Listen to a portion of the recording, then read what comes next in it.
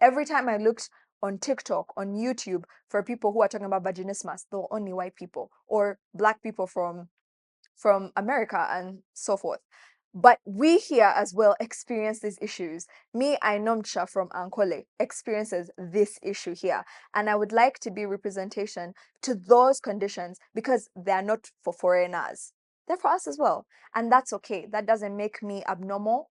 That doesn't make me sick. It doesn't make me defective. It just makes me a normal human being.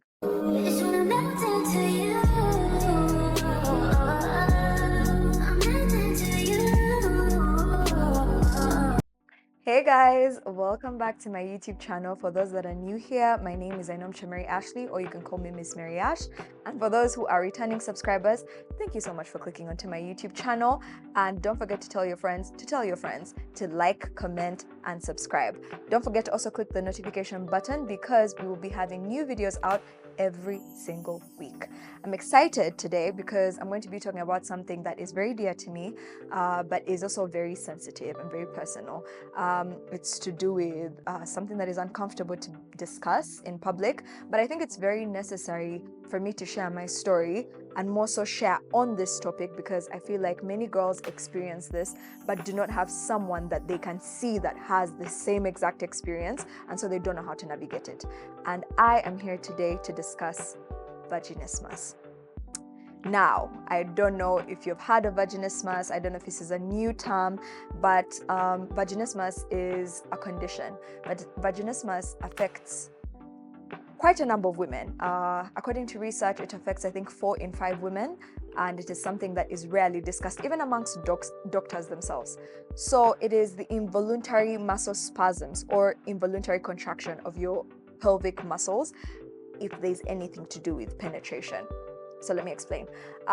It doesn't mean necessarily that you do not want to experience penetration. By that I mean sex, but it means that your body is terrified of anything going through, so it will contract. It feels like a wall. It's not your choice, which is why it's involuntary. It just happens within your body.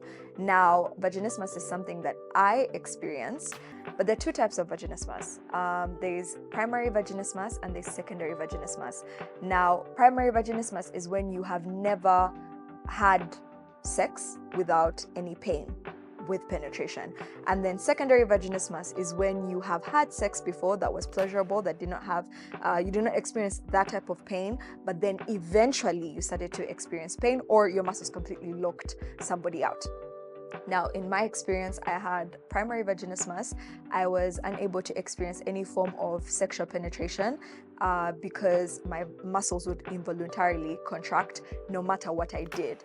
And a lot of the times when you're dealing with this type of condition, people think it's about not relaxing, or people think it's about you don't like your partner, or you don't do this and you don't do that. And I think this misinformation is why a lot of us continue to struggle with these conditions without solutions.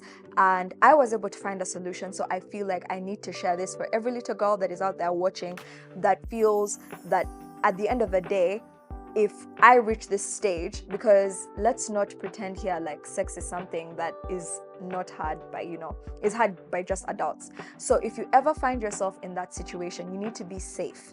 The point is to have safe, consensual sex. So for you to understand that, you have to understand your body. And when your body refuses to have sex, it means there's an issue there. And so that was the same for me. And one of the symptoms that you can use to identify that you have vaginismus is you can't use a tampon. For the girls who use tampons, you can't use like a menstrual cup. You can't insert. You can't go for a pelvic floor exam. Like when they're trying to insert a smear test, they're trying to do a smear test on you. It won't work because you are tensed up and therefore your muscles will lock out. I could not be able to do a pelvic exam as well. Actually, sometimes you won't even be able to do a swab. You know how skinny swabs are? Nothing will enter. Even if your body is meant to accommodate something like that, but it will not because you are struggling with vaginismus.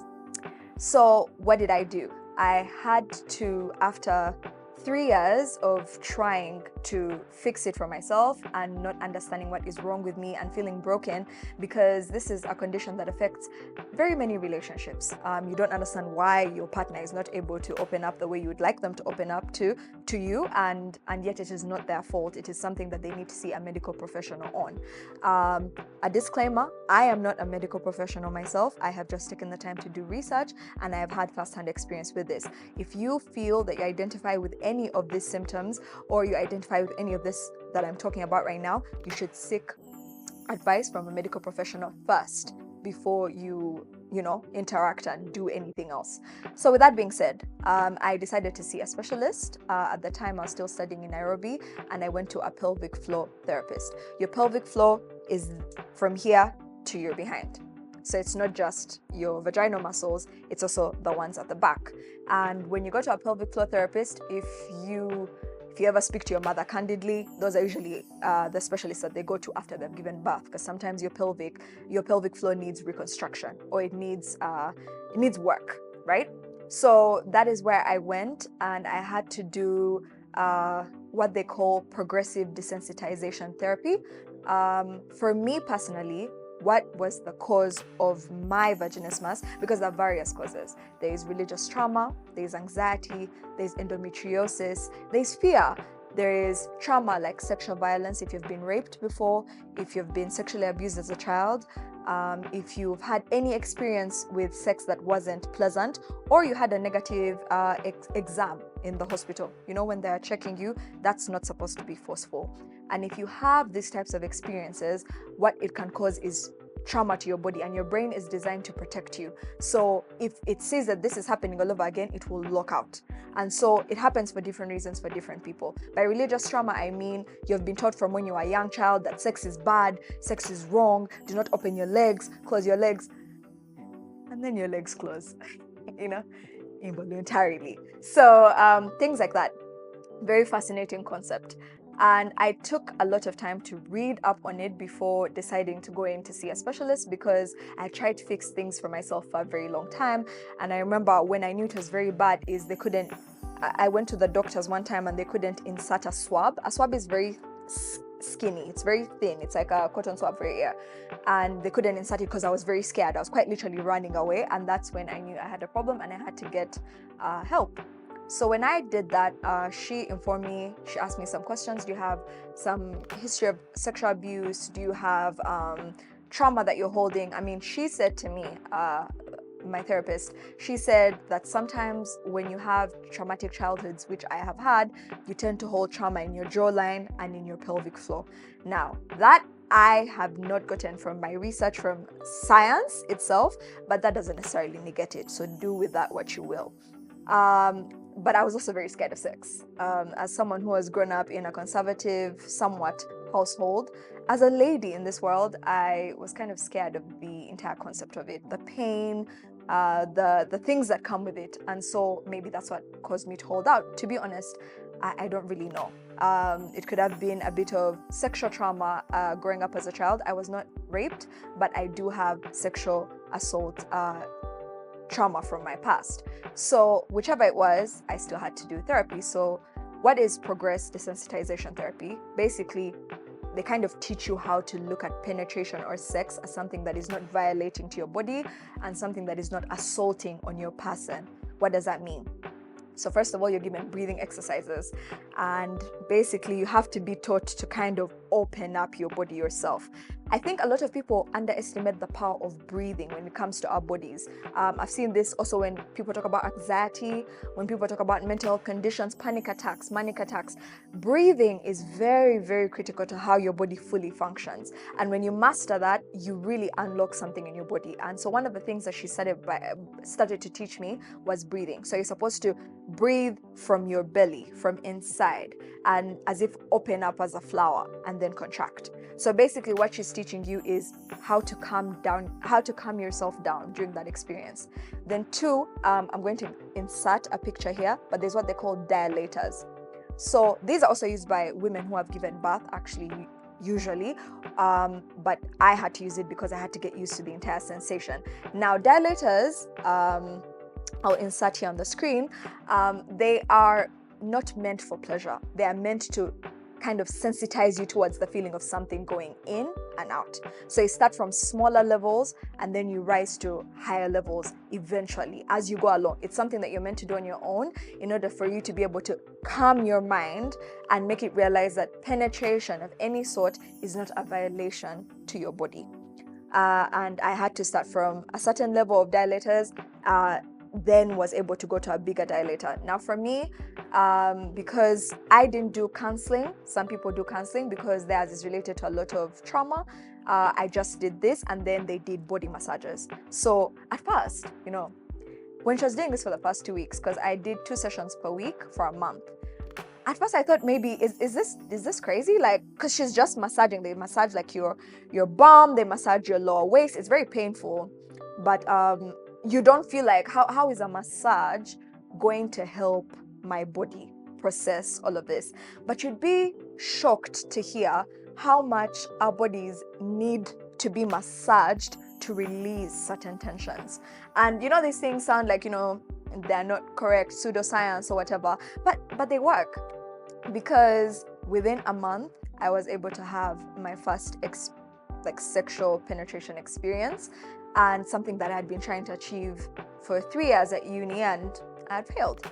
And so that tells you a lot about your body and how our body sometimes needs someone to come in and make us feel safe and make us feel whole. Or sometimes, if your vaginismus is at a certain level, you might have surgery. It depends. People who have endometriosis, for example, that is something that I hope to discuss more in the future. But if you have endometriosis, you tend to have scar tissue, so that causes painful sex all around. That probably would cause more complications, and dilators maybe, or this type of therapy might not work for you. So again, like I had said, you would have to seek professional help. But the point is, I need you to understand that you might have a problem, and you trying to push yourself into doing something is dangerous to your body, and you could actually cause severe harm to your person. And why I'm making this video is not to give my story in terms of I would really love to share this, no, but it is because as someone who was also looking for someone to give me these answers, I didn't have any answers. The only representation that we have of these conditions are people from the West. Every time I looked on TikTok, on YouTube, for people who are talking about vaginismus, they were only white people or black people from America and so forth. But we here as well experience these issues. Me, Ainomcha from Ankole, experiences this issue here. And I would like to be representation to those conditions because they're not for foreigners. They're for us as well. And that's okay. That doesn't make me abnormal. That doesn't make me sick. It doesn't make me defective. It just makes me a normal human being with certain conditions. And so if you are a girl right now or you're a woman and you're experiencing very painful penetration, I suggest that you seek medical assistance. Vaginismus is one of many conditions with penetration. It's under a disorder called GPPBD, which is genital pelvic / penetration disorder. And it's about pain. So you could have vulvodynia, you could have all sorts of things, and that's why you need to seek assistance. My point of this is to make sure that you protect your bodies and do what's best for your bodies, and don't rush into things that you can't handle at that moment. There's nothing wrong with you. You're not defective. You're normal. It's human. Just get some assistance. Whether it's secondary vaginismus, where you've been able to experience pleasure before without pain, and now you're experiencing pain, that's okay. You're human. But seek medical assistance. You are not alone. At the end of the day, I am glad that I was able to overcome what I overcame, and in such a short period of time. And I wished that I had known all of this information, because then this would have been over with pretty quickly. And I wouldn't have felt as bad as I felt. I wouldn't have experienced the emotions that I experienced because of what I was going through in that situation. Do I still have some, reservations when it comes to penetration? Absolutely. I feel like it's a journey and it's a process.